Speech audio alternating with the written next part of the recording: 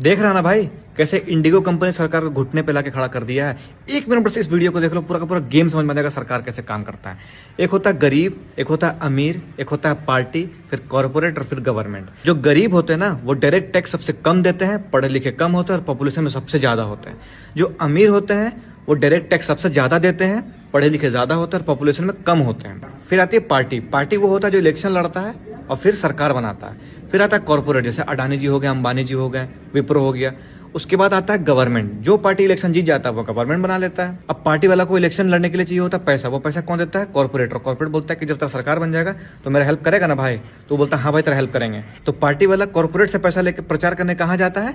गरीब के पास। अमीर के पास नहीं आता, क्योंकि अमीर के पास जाएगा तो वो नखरा करेगा कि मेरे लिए स्कूल बनवाना, हॉस्पिटल बनवाना, यूनिवर्सिटी बनवाना, एयरपोर्ट बनवाना, और एक तो पॉपुलेशन में भी कम है। तो वहां ना जाकर कहाँ जाता है? गरीब के पास। गरीब ना रोड मांगता है, ना स्कूल मांगता है, ना यूनिवर्सिटी मांगता है।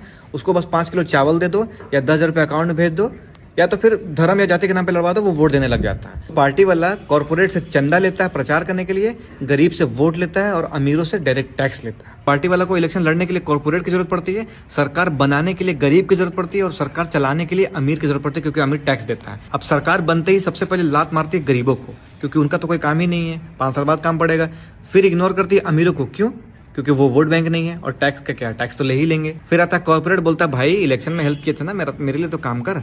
तो वो बोलता है हाँ भाई हाँ, बता क्या करना है, मेरे लिए ऐसा पॉलिसी बनाओ कि मेरा मार्केट में मेरा ही दबदबा बन जाए। तो सरकार फिर ऐसा फेवरेबल पॉलिसीज बनाती है कि उस कंपनी का पूरा मार्केट में कब्जा हो जाता है। जैसे जियो हो गया, एयरटेल हो गया, एग्जाम्पल दे रहे हैं। ऐसा कोई बंदा नहीं होगा जिसके पास एयरटेल या जियो का सिम नहीं होगा, और बाकी सब खत्म हो गया, एयरसेल, टाटा डोकोमो। और इसके वजह से जो कंपनी है, कॉर्पोरेट है, उसका पूरा मार्केट में पकड़ बन जाता है, मोनोपोली हो जाता है। अब लोग के भाषा में वही कहानी है कि power corrupts and absolute power corrupts absolutely. Company वाले हैं वो तो पावरफुल बन गए, उनका मार्केट है, पूरा कब्जा है। तो सरकार सोचती है कि चलो एक रूल ले आते हैं कि भाई सुनो, इससे बेसी तुम अपना रिचार्ज का रेट मत बढ़ाना, कि भाई ये सब हम नहीं मानेंगे।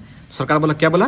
सरकार है ना हम, रिचार्ज का रेट इससे बेसी नहीं बढ़ेगा। तो बोलेगा अच्छा 2 दिन के लिए नेटवर्क बंद। अब तुम सोच के देखो, 2 दिन के लिए अगर नेटवर्क बंद हो जाएगा, यहाँ 5 मिनट फोन के बिना नहीं रह पाते हम लोग। 2 दिन अगर नेट काम नहीं करेगा, कॉल काम नहीं करेगा, पूरा रोड में हाहाकार मच जाएगा, पूरा केओस क्रिएट हो जाएगा और सरकार पे दबाव बन जाएगा।